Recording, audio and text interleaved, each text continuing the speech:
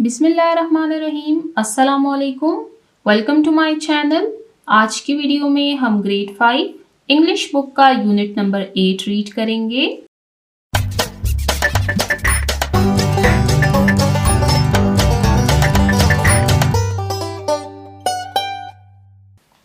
Unit number 8 do what's right, कि हमेशा सही काम करें।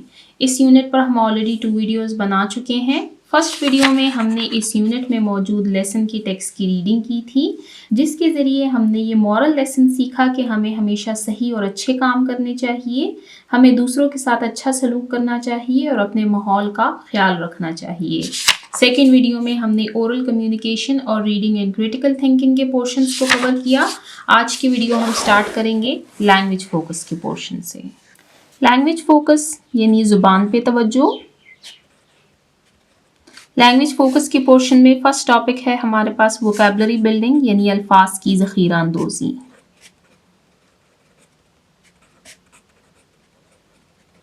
Question number 1, read the given words, के दिए हुए अल्फाज को पढ़िए विद देयर मीनिंग्स, इनके मानी के साथ। यहाँ पर नीचे आपको कुछ वर्ड्स दिए गए हैं विद देयर मीनिंग्स, तो आइए इनको रीड करते हैं। फर्स्ट वर्ड है एडवाइस, मीनिंग गाइडेंस यानी रहनुमाई या मशवरा। Next regulations, meaning rules. Regulations या रूल्स कहते हैं ज़ाब्तों को या कवायद। Next realise, meaning understand. Realise यानी एहसास करना, अंडरस्टैंड समझना। नेक्स्ट प्रेज्ड, मीनिंग एडमायर्ड यानी तारीफ करना या सराहना। लास्ट है ऑनेस्टी, मीनिंग ट्रूथफुलनेस। ऑनेस्टी ईमानदारी, ट्रूथफुलनेस सच्चाई। तो यहाँ पर हमारे पास जो वर्ड्स मौजूद थे, एडवाइस यानी नसीहत, रहनुमाई मशवरा, रेगुलेशंस यानी ज़ाब्ते या कवायद, रियलाइज यानी एहसास करना, प्रेस्ड तारीफ करना, ऑनेस्टी ईमानदारी या सच्चाई। तो यहाँ पर हमारा क्वेश्चन नंबर 1 एंड होता है। अब चलते हैं नेक्स्ट टॉपिक की तरफ। वोकैबुलरी बिल्डिंग के पोर्शन में नेक्स्ट टॉपिक है हमारे पास पेयर्ड एडजेक्टिव्स। पेयर्ड कहते हैं जोड़ों को, जबकि एडजेक्टिव कहते हैं इसमें सिफ्त को। सबसे पहले मैं आपको एडजेक्टिव्स के बारे में बताती हूँ कि एडजेक्टिव्स क्या हैं। इनको उर्दू में इसमें सिफ्त कहा जाता है, और एडजेक्टिव्स जो हैं ये ऐसे वर्ड्स होते हैं दैट डिस्क्राइब अ नाउन और अ प्रोनाउन।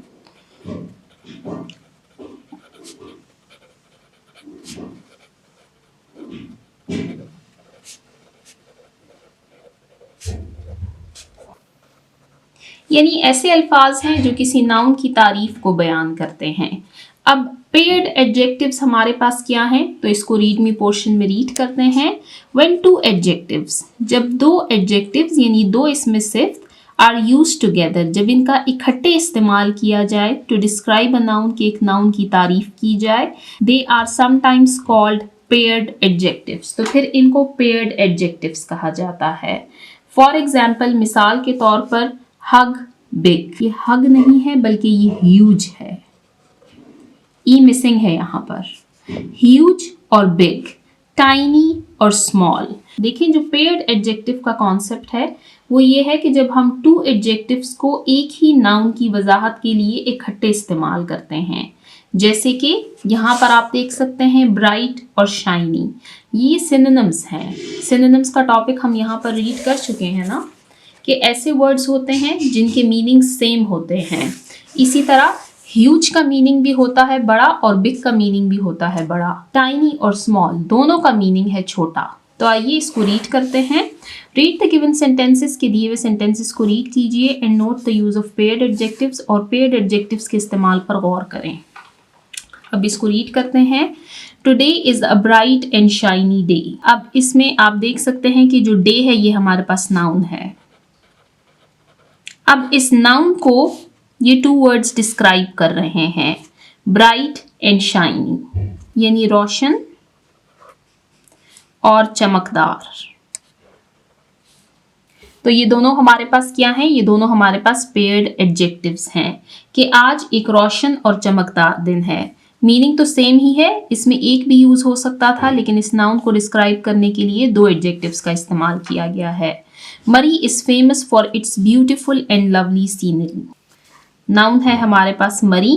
अब मरी को डिस्क्राइब कर रहे हैं ये टू एडजेक्टिव्स, ब्यूटिफुल यानी खूबसूरत, लवली यानी दिलकश, सीनरी यानी मनाजिर, कि मरी अपने खूबसूरत और दिलकश मनाजिर के लिए मशहूर है। लास्ट है horse riding was an exciting and thrilling experience. अब हॉर्स राइडिंग की बात की जा रही है, एक्साइटिंग के दिलचस्प, थ्रिलिंग सनसनी, एक्सपीरियंस कहते हैं तजुर्बे को, कि घुड़सवारी एक दिलचस्प और सनसनीखेज तजुर्बा था। तो यहाँ पर आपने देखा कि दिए हुए नाउन्स को टू एडजेक्टिव्स ने डिस्क्राइब किया है, जिसकी वजह से हमने इनको पेयर्ड एडजेक्टिव कहा है। अब अगर मैं आपको शॉर्टली ये बताऊं तो पेयर्ड एडजेक्टिव्स का मतलब है two describing words for one noun, यानी किसी एक किस्म के लिए टू डिस्क्राइबिंग वर्ड्स, दो वजाहती दो सिफाती अल्फाज। तो यहाँ पर हमारा पेयर्ड एडजेक्टिव का टॉपिक एंड होता है। नेक्स्ट पेज पर आपको इससे रिलेटेड एक एक्टिविटी दी गई है, इसको रीड करते हैं।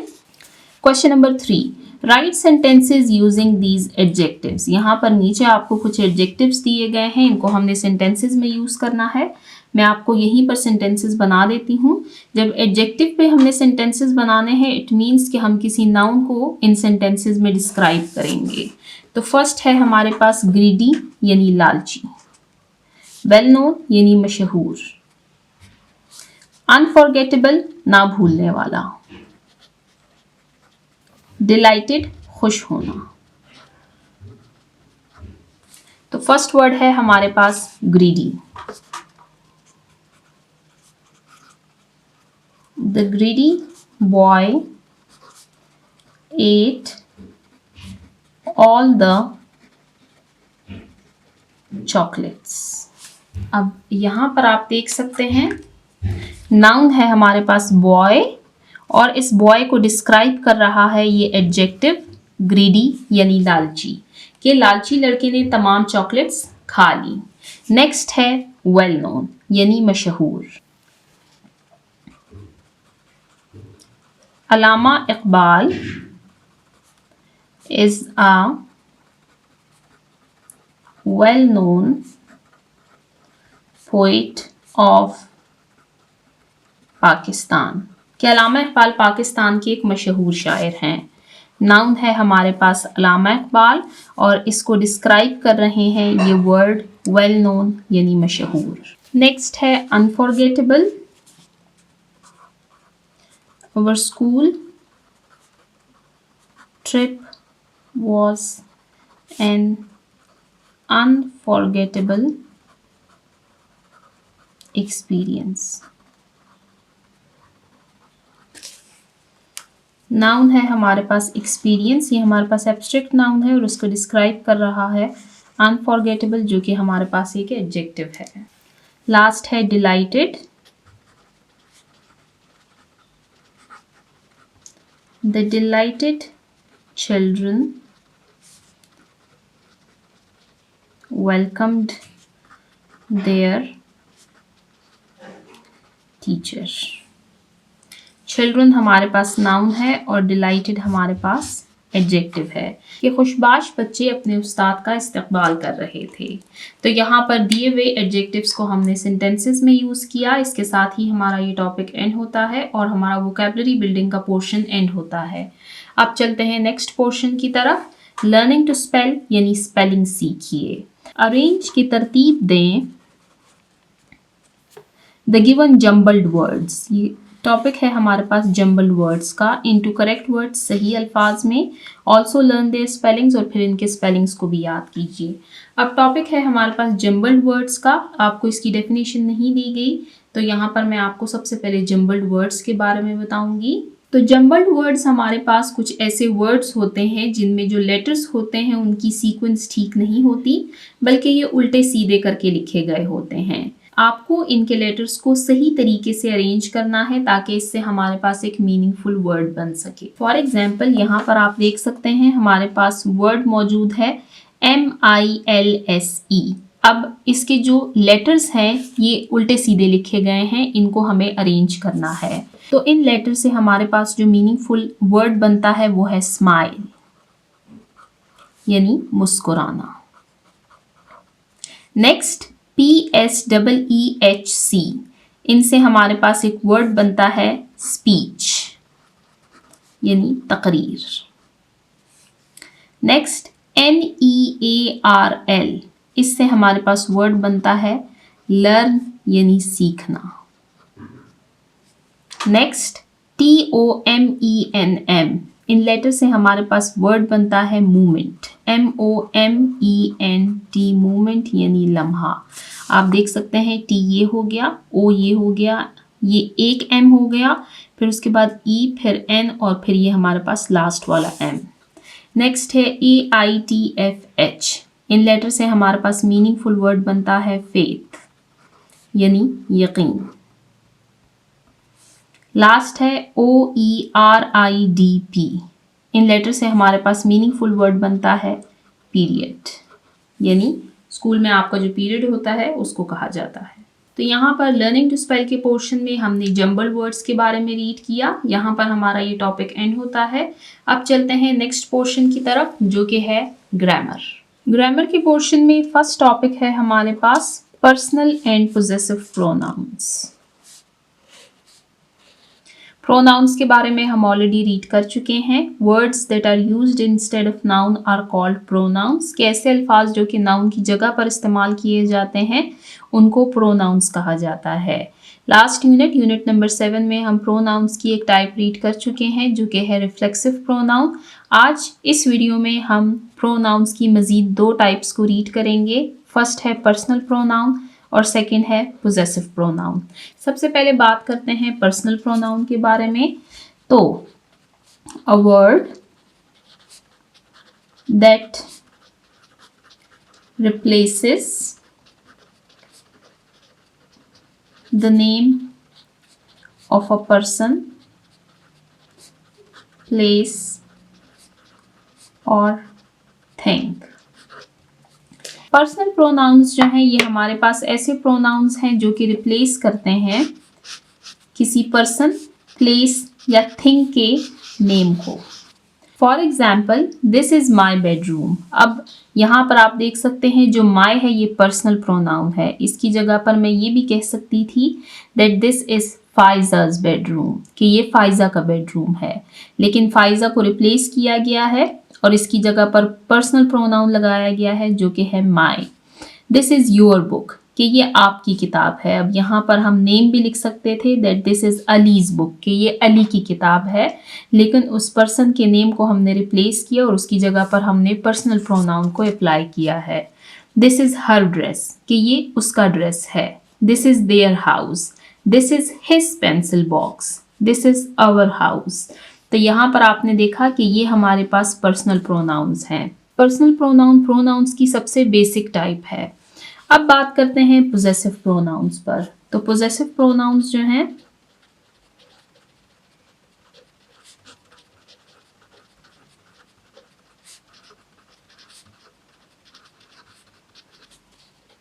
Specify the ownership of an item. अब जो पोजेसिव प्रोनाउंस है ये मलकियत को जाहिर करते हैं, यानी ये इस सवाल का जवाब देते हैं कि ये चीज़ किसकी है। दिस इज़ माई बेडरूम, कि ये मेरा बेडरूम है। इट इज़ माइन, ये मेरा है। फॉर एग्जाम्पल ये पेन किसका है? इट इज़ माइन, ये मेरा है। दिस इज़ योर्स, ये तुम्हारा है। दिस इज़ हर्स, ये उसका है। दिस इज़ देयर्स, ये उनका है। दिस इज़ हिज, ये उसका है। दिस इज़ अवर्स, ये हमारा है। तो यहाँ पर हमने प्रोनाउन की इन दो टाइप्स के बारे में रीड किया। फर्स्ट हमने रीड किया पर्सनल प्रोनाउन जो कि रिप्लेस करते हैं किसी पर्सन, प्लेस और थिंग के नेम को, जबकि पोजेसिव प्रोनाउंस के बारे में हमने रीड किया कि ये ओनरशिप को जाहिर करते हैं, यानी हमें इस क्वेश्चन का आंसर देते हैं कि ये चीज़ किसकी है। नीचे आपको इससे रिलेटेड एक्टिविटी दी गई है, इसको रीड करते हैं। Write 5 sentences of your own in your notebook using some of these pronouns. आपको ऊपर जो प्रोनाउंस दिए गए हैं इनमें से आपने किसी 5 का यूज़ करना है, सेंटेंसेस बनाने हैं, उनको अपनी नोटबुक में लिखना है। मैं आपको यहीं पर सेंटेंसेस लिखवा देती हूँ। दिस इज माई बैग, कि ये बस्ता मेरा है। अब माई इसमें पर्सनल प्रोनाउन है। This bag is mine.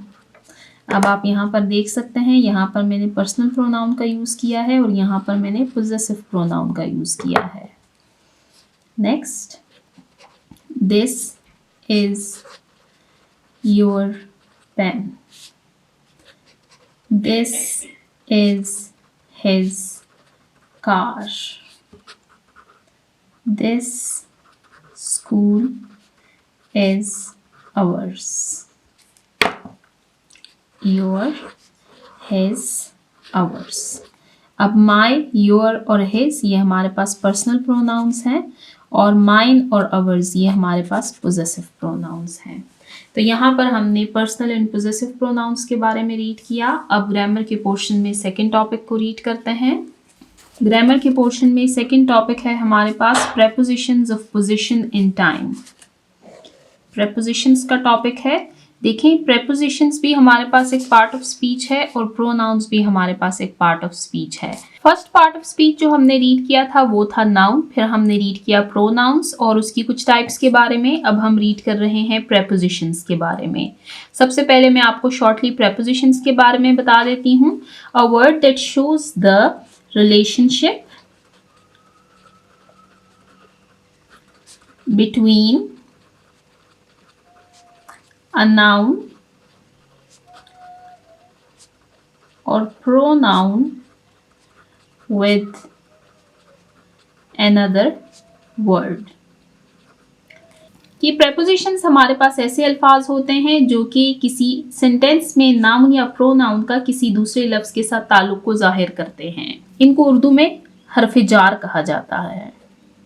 अब प्रेपोजिशंस जो हैं इनकी 2 टाइप्स हैं हमारे पास, preposition of position and preposition of time. Read me portion में रीड करते हैं। Prepositions of position and time show the position of a noun and the time of an action. अब यहाँ पर आपको इकट्ठे ही इसकी डेफिनेशंस दे दी गई हैं। यहाँ पर मैं आपको इसकी सेपरेट डेफिनेशन लिखवा देती हूँ। That preposition of position tell us where something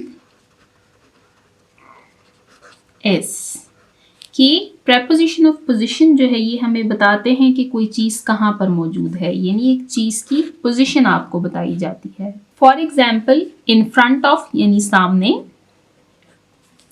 the teacher stands in front of the class. अब यहाँ पर पूछा गया है कि जो टीचर है वो कहाँ पर खड़ी हुई हैं।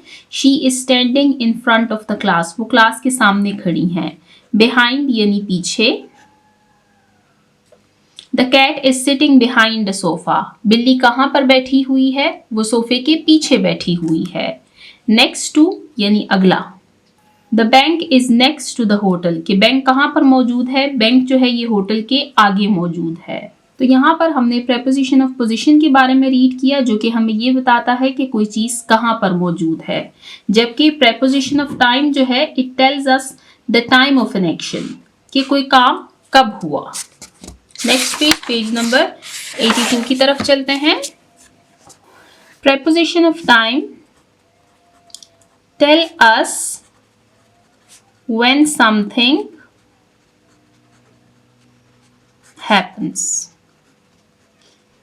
कि प्रेपोजिशन ऑफ टाइम हमें बताते हैं कि कोई काम कब हुआ। अब प्रेपोजिशन ऑफ टाइम जो है ये हमारे पास 3 ही है, जबकि प्रेपोजिशन ऑफ पोजिशन हमारे पास काफ़ी सारे हैं। प्रेपोजिशन ऑफ टाइम जो है ये हमारे पास 3 ही हैं और इनके रूल्स को आपने याद रखना है। In, at, on. In, I get up late in the morning, कि मैं सुबह में देर से उठी। इनका इस्तेमाल किया जाता है for months, years and parts of days के साथ। For example morning. जबकि at she sleeps at noon, कि वो दोपहर में सोती है, इसका इस्तेमाल किया जाता है एग्जैक्ट टाइम के लिए, at noon. On she went to the market on Saturday, कि वो हफ्ते वाले दिन मार्केट गई थी। अब ऑन का इस्तेमाल किया जाता है विद डेज एंड डेट्स। तो यहाँ पर हमने प्रेपोजिशन ऑफ टाइम के बारे में रीड किया, जो कि हमें ये बताते हैं कि कोई काम कब हुआ। अब यहाँ पर आपको इससे रिलेटेड एक्टिविटी दी गई है, इसको रीड करते हैं। Use prepositions of position and time in sentences of your own and write them in your notebook। हमने preposition of position and time इनसे sentences बनाने हैं और फिर आपने इनको अपनी नोटबुक में लिखना है।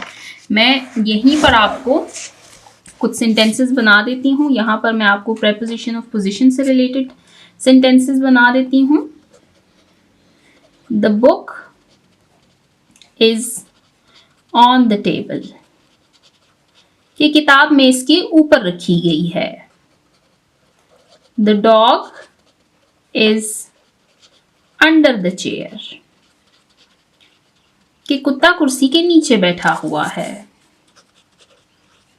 The boy is standing next to his friend, कि लड़का अपने दोस्त के साथ खड़ा है। तो जैसे कि मैं आपको ऑलरेडी बता चुकी हूँ कि preposition of positions जो हैं ये हमारे पास काफ़ी सारे हैं। यहाँ पर हमने यूज़ किया है on, under और next to, ये हम ऑलरेडी यहाँ पर रीड कर भी चुके हैं। जबकि preposition of time जो है ये हमारे पास यही 3 हैं, in, at and on। I go to school at 8 o'clock, कि मैं 8 बजे स्कूल जाती हूँ। We play cricket in the evening, कि हम शाम में क्रिकेट खेलते हैं। She has a test on Monday, कि मंडे को उसका टेस्ट है। तो यहाँ पर हमने preposition of time से रिलेटेड 3 sentences लिखे, at, in and on। इसके साथ ही हमारा preposition of position and time का टॉपिक एंड होता है। अब चलते हैं ग्रामर के पोर्शन में नेक्स्ट टॉपिक की तरफ। ग्रामर के पोर्शन में थर्ड टॉपिक है हमारे पास एडवर्ब ऑफ मैनर। अब ये हमारे पास नेक्स्ट पार्ट ऑफ स्पीच है, यानी फोर्थ पार्ट ऑफ स्पीच है हमारे पास एडवर्ब। एडवर्ब क्या है? एडवर्ब हमारे पास words that describes a verb, an adjective और another adverb। कि एडवर्ब जो है ये ऐसे अल्फाज होते हैं जो किसी वर्ब, किसी एडजेक्टिव या किसी दूसरे एडवर्ब को मज़ीद डिस्क्राइब करते हैं, उसकी मज़ीद वजाहत करते हैं। अब एडवर्ब ऑफ मैनर जो है ये इसकी एक टाइप है, इसके बारे में रीड करते हैं। Adverb of manner tell us how someone does something और हाउ समथिंग हैपन्स। कि जो एडवर्ब ऑफ मैनर है ये हमें बताता है कि कोई काम कैसे हुआ, या जब किसी ने कोई काम किया तो उसको किस तरीके से, किस अंदाज से किया। They usually come after the main verb, और इसका इस्तेमाल अक्सर मेन वर्ब के बाद किया जाता है। रीड द फॉलोइंग सेंटेंसेस, कि दिए हुए जुमलों को पढ़िए। यहाँ पर आपको एडवर्ब ऑफ मैनर की कुछ एग्जाम्पल्स दी गई हैं। ही स्विम्स, अब ये हमारे पास वर्ब है, मेन वर्ब है और मेन वर्ब के बाद आएगा एडवर्ब। यहाँ पर हमने रीड किया है that they usually come after the main verb. तो वेल जो है ये हमारे पास एडवर्ब ऑफ मैनर है। हमें बताया गया है कि उसने जो एक्शन परफॉर्म किया है वो किस अंदाज से परफॉर्म किया है। नेक्स्ट, ही रैन क्विकली। अब रैन जो है ये हमारे पास मेन वर्ब है और क्विकली हमारे पास एडवर्ब ऑफ मैनर है। हमें बताया गया है कि एक्शन को कैसे परफॉर्म किया गया है। She spoke in a friendly way, कि उसने दोस्ताना अंदाज में बात की। अब ये हमारे पास एडवर्ब ऑफ मैनर है। हमें बताया गया है कि एक्शन कैसे परफॉर्म किया गया। अब इससे रिलेटेड आपको एक एक्टिविटी दी गई है, तो आइए इसको रीड करते हैं। Question number 6, underline the adverbs of manner in the text, do what's right. अभी आपने जो लेसन रीड किया है उसके टेक्स्ट में जो एडवर्ब ऑफ मैनर्स हैं उनको हमने अंडरलाइन करना है। तो वापस चलते हैं लेसन की तरफ। लेसन को मैं रीड कर चुकी हूँ, इसमें हमारे पास सिर्फ two adverb of manner use किए गए हैं, तो वही मैं आपको यहाँ पर हाईलाइट करवा देती हूँ और आपको एक्सप्लेन करवा देती हूँ। तो फर्स्ट एडवर्ब ऑफ मैनर जो यूज़ हुआ है वो है ही हिड द वॉलेट, कि उसने बटुआ छुपा दिया, एंड स्टेड, और वो रहा, इन हिज रूम, अपने कमरे में। अब ये हमारे पास जो स्टेड है ये हमारे पास एक वर्ब है, यानी ये मेन एक्शन है, और इसको मज़ीद डिस्क्राइब कर रहे हैं ये वर्ड क्वाइटली, यानी खामोशी। तो ये जो वर्ड है क्वाइटली, ये हमारे पास एडवर्ब ऑफ मैनर है, यानी हमें वो अंदाज बता रहे हैं कि उसने किस अंदाज में उस एक्शन को परफॉर्म किया, वो कैसे बैठा रहा, खामोशी से बैठा रहा। और नेक्स्ट एडवर्ब ऑफ मैनर जो है वो लास्ट पैराग्राफ में आपको दिया गया है, दैट ही क्विकली रैन। अब रैन जो है ये हमारे पास मेन एक्शन है और ये उसको डिस्क्राइब कर रहा है क्विकली, कि वो भागा, जल्दी से भागा, क्विकली। क्विकली है हमारे पास एडवर्ब ऑफ मैनर।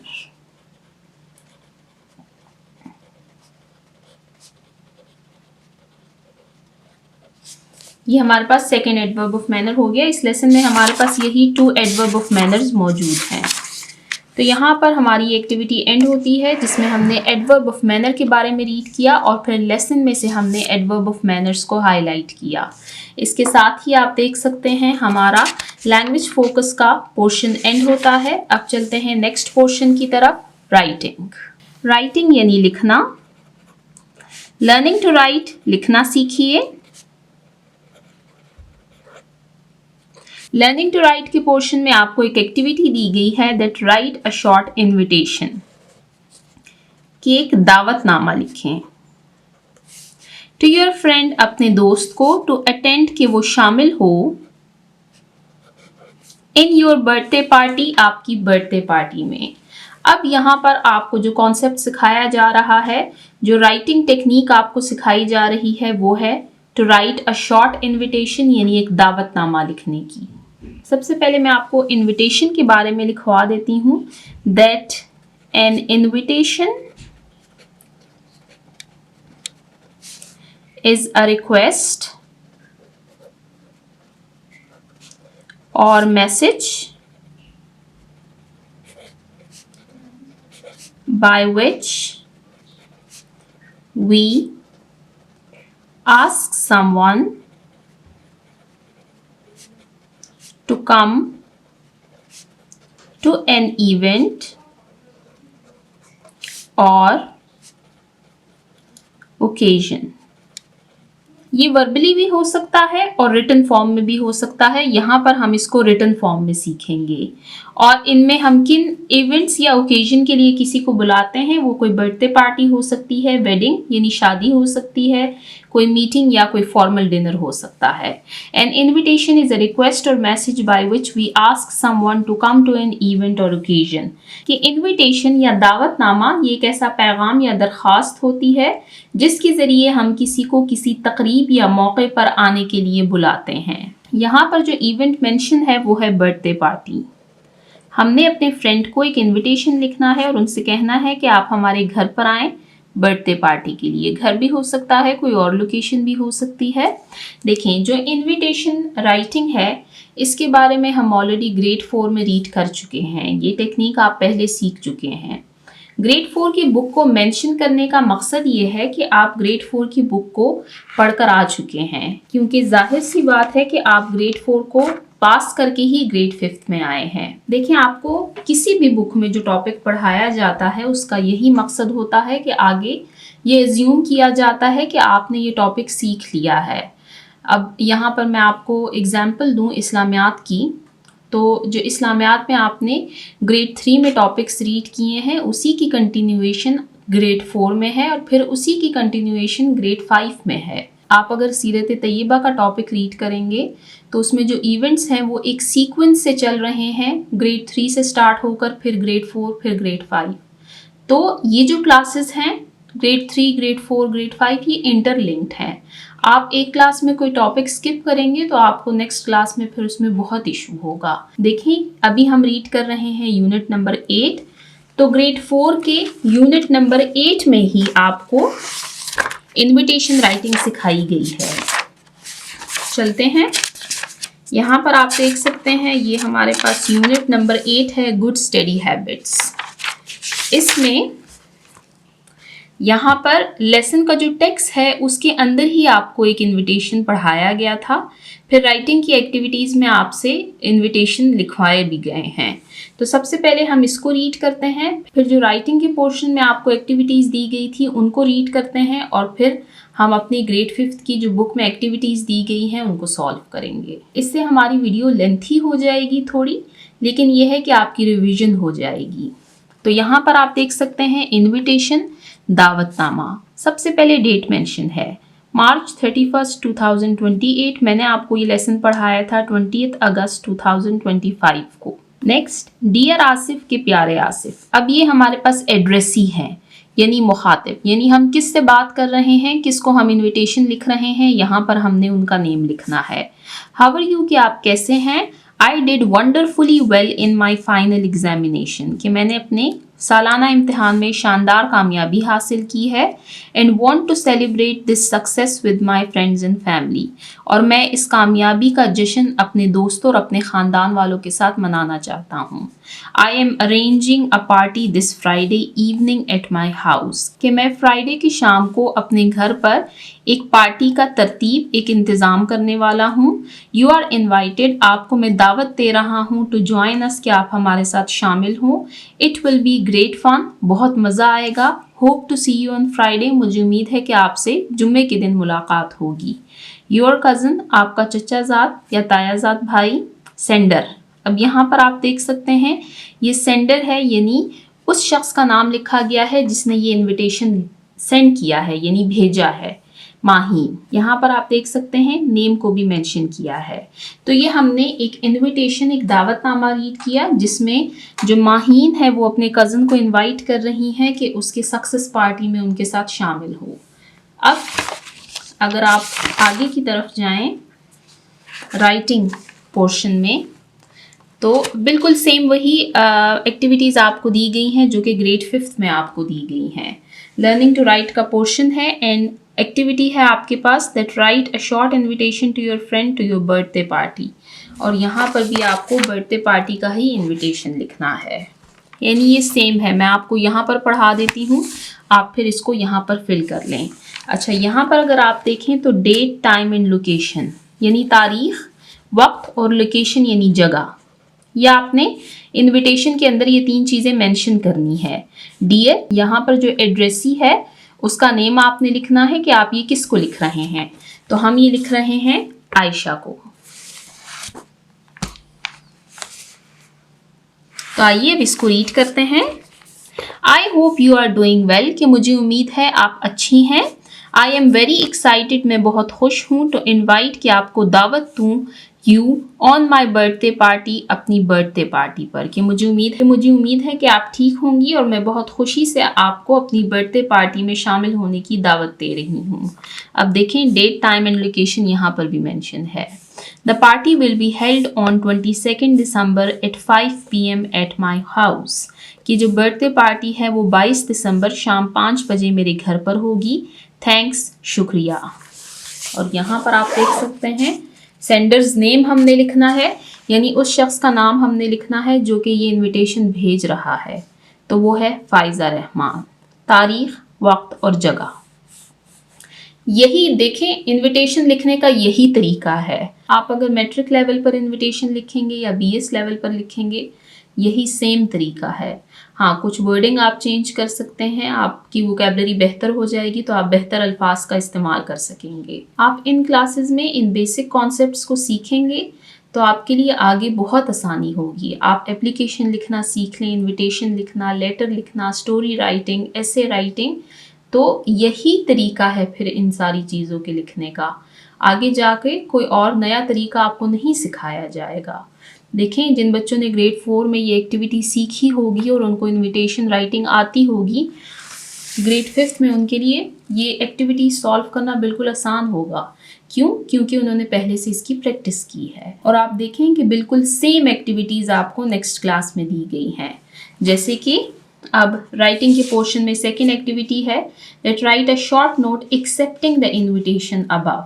अब ऊपर जो हमने इनविटेशन रीड किया है ग्रेड 4 की बुक में, उस इनविटेशन को एक्सेप्ट यानी अब कबूल कर लिया गया है, तो वो आप किन अल्फाज में लिखेंगे? यानी अब हमने ये लिखना है कि इस इनविटेशन को एक्सेप्ट यानी कबूल किन अल्फाज में किया जाता है। फॉर एग्जाम्पल, मैं अपनी बर्थडे पार्टी में किसी को इनवाइट कर रही हूँ, तो फिर उनसे ये रिक्वेस्ट कर रही हूँ कि अगर आपने आना है तो भी मुझे बता दें, और अगर नहीं आना तो भी मुझे बता दें, ताकि मैं गेस्ट लिस्ट बना सकूँ या उसी के अकॉर्डिंग मैं अपनी तैयारी कर सकूँ। तो यहाँ पर हमने एक शॉर्ट नोट लिखना है जिसमें हमने ये लिखना है कि आया हमने ये इनविटेशन कबूल किया है या नहीं। अब डियर, तो यहाँ पर अब हम सेंडर का नेम लिखेंगे, डियर फाइजा रहमान। अब ये आयशा की तरफ से लिखा जा रहा है। Thank you for your invitation, कि आपकी दावतनामे का शुक्रिया। That is so kind of you, कि आपकी बहुत मेहरबानी है। आइए इसको यहाँ से रीड करते हैं। डियर फाइजा, अब यहाँ पर आप देख सकते हैं कि अब जब इनविटेशन एक्सेप्ट किया जा रहा है तो हमने सेंडर का नेम यहाँ पर लिख दिया है। Thank you so much for inviting me to your birthday party के, बहुत शुक्रिया कि आपने मुझे अपनी बर्थडे पार्टी के लिए इनवाइट किया है। आई विल श्योरली कम, मैं ज़रूर आऊँगी, एंड ज्वाइन और शामिल होंगी यू आपके साथ ऑन योर स्पेशल डे, आपके इस ख़ास दिन पर। योर फ्रेंड, आपकी दोस्त आयशा। अब यहाँ पर आपने देखा कि हमने ये शॉर्ट नोट रीड किया जिसमें हमने इस इनविटेशन को एक्सेप्ट किया है। यही तरीका है यहाँ पर आप सेंडर का नेम, अब वो यहाँ पर एड्रेसी का नेम हो गया है, यानी अब हम इनसे मुखातिब हैं, तो यहाँ पर फाइजा रहमान का नेम लिखा जाएगा, फिर यहाँ पर नोट लिखेंगे और एंड में हम आयशा का नेम लिखेंगे, जो कि पहले हमारे पास एड्रेसी थी लेकिन अब ये सेंडर हो गई हैं। तो यहाँ पर हमने इनविटेशन राइटिंग की टेक्निक के बारे में रीड किया और उससे रिलेटेड हमने कुछ एक्टिविटीज़ को सॉल्व किया। हम ये एक्टिविटीज़ ऑलरेडी ग्रेड 4 की बुक में सॉल्व कर चुके हैं, तो वहीं से हमने इनको रिवाइज किया है। मुझे उम्मीद होती है कि जब मैं आपको एक चीज़ पढ़ा चुकी हूँ तो वो आपने सीख ली है। मैं आपको ग्रेड 3 और ग्रेड 4 की इंग्लिश कंप्लीट सिखा चुकी हूँ। अगर आप इन दोनों बुक्स की वीडियोस देखना चाहते हैं तो ग्रेड 3 और ग्रेड 4 की सेपरेट प्लेलिस्ट है, आप उन प्लेलिस्ट पर क्लिक कीजिए, आपको सारी वीडियोस मिल जाएंगी। और जिन बच्चों को अभी तक ग्रेड 5 की इंग्लिश पढ़ने में इशू आ रहा है, तो जब भी आपके पास फ्री टाइम होता है आप ग्रेड 3 और ग्रेड 4 की इंग्लिश को फिर से रिवाइज करें। आप बुक खोलें, वीडियो को स्टार्ट करें, मैं आपको हर एक वर्ड पढ़ा रही हूँ, तो मुझे उम्मीद है कि आप ये सीख जाएंगे। देखिए, फ्री टाइम को ज़ाया ना किया करें, दिन में 10-15 मिनट निकाल कर आप इन बुक्स को रिवाइज कर सकते हैं, जिससे आप अभी यानी ग्रेड 5 में और आने वाली क्लासेस में आपको बहुत आसानी होगी। तो यहाँ पर हमारा लर्निंग टू राइट का पोर्शन एंड होता है। अब चलते हैं नेक्स्ट पोर्शन की तरफ, जो कि है क्रिएटिव राइटिंग।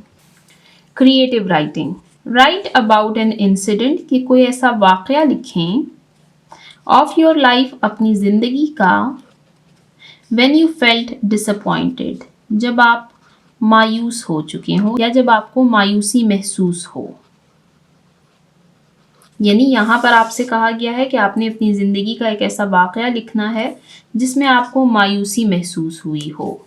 डिस्क्राइब, आपने वजाहत करनी है, it in your own words, आपने इसकी अपने अल्फाज में वजाहत करनी है।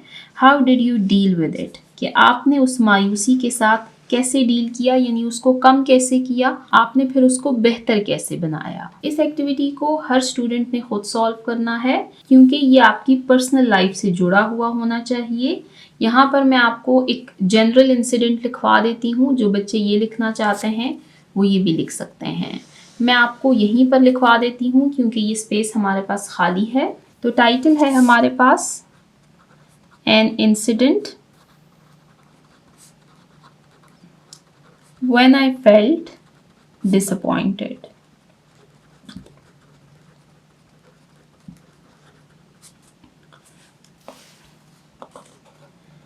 One day I was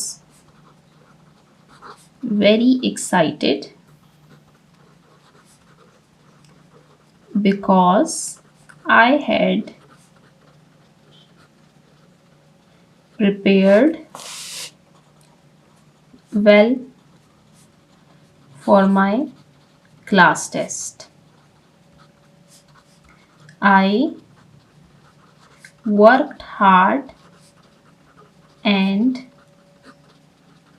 expected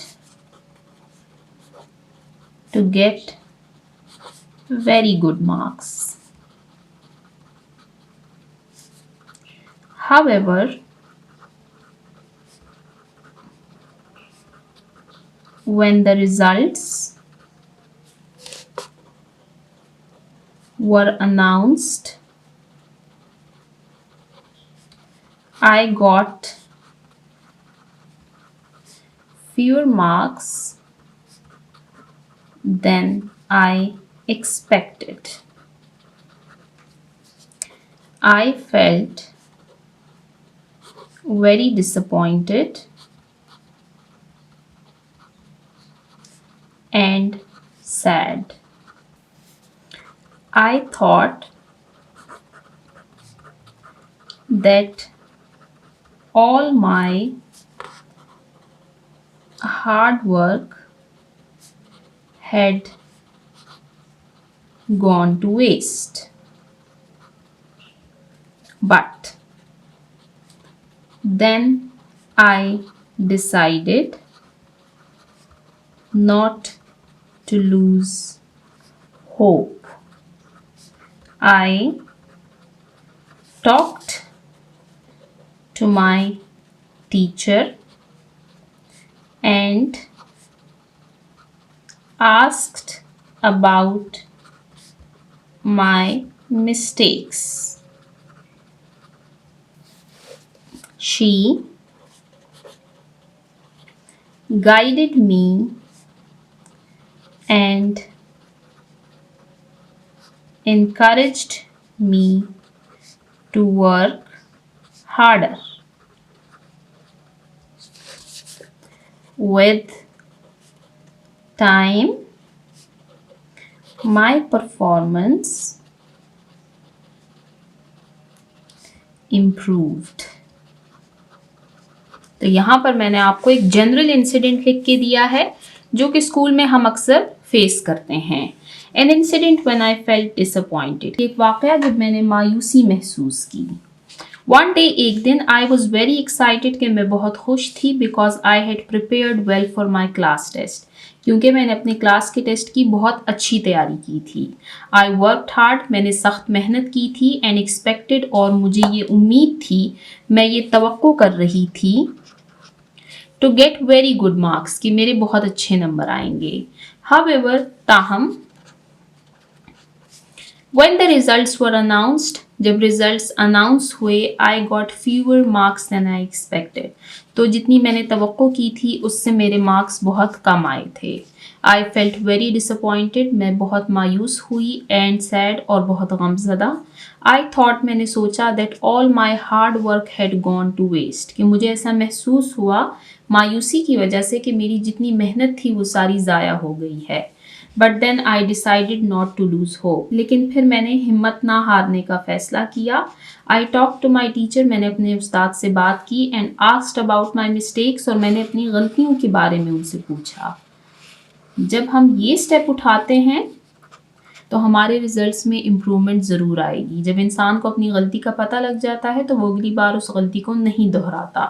she guided मी. उन्होंने मेरी रहनुमाई की. एंड इनकरेज्ड मी. और मेरी हौसला अफजाई की टू वर्क हार्डर. कि मैं मज़ीद मेहनत करूँ. विद टाइम, वक्त के साथ, माई परफॉर्मेंस इम्प्रूव्ड. मेरी कारकर्दगी में बेहतरी नज़र आई. कारकर्दगी इम्प्रूव्ड, बेहतरी. तो यहाँ पर हमने अपनी लाइफ से रिलेटेड इस इंसिडेंट को ली. तो यहाँ पर हमारा क्रिएटिव राइटिंग का पोर्शन एंड होता है और इसके साथ ही हमारा unit number 8 do what's right and होता है. हमने इस यूनिट में एक बहुत अच्छा मॉरल लेसन सीखा कि हमें हमेशा वही काम करने चाहिए जो सही है. इसके अलावा हमने oral communication, reading and critical thinking, language focus और राइटिंग के पोर्शंस को कवर किया. राइटिंग के पोर्शन में हमने इनविटेशन यानी दावतनामा लिखना सीखा. इसके अलावा लैंग्वेज फोकस के पोर्शन में ग्रामर के हमने बहुत सारे इंपॉर्टेंट टॉपिक्स को कवर किया. आज की वीडियो को हम यहीं पर एंड करते हैं. इंशाल्लाह नेक्स्ट वीडियो में हम यूनिट नंबर 9 को रीड करना स्टार्ट करेंगे. तो जिन बच्चों ने अभी तक मेरे चैनल को सब्सक्राइब नहीं किया, काइंडली मेरे चैनल को सब्सक्राइब कीजिए ताकि हर आने वाली वीडियो आपको टाइमली मिल सके. Thank you.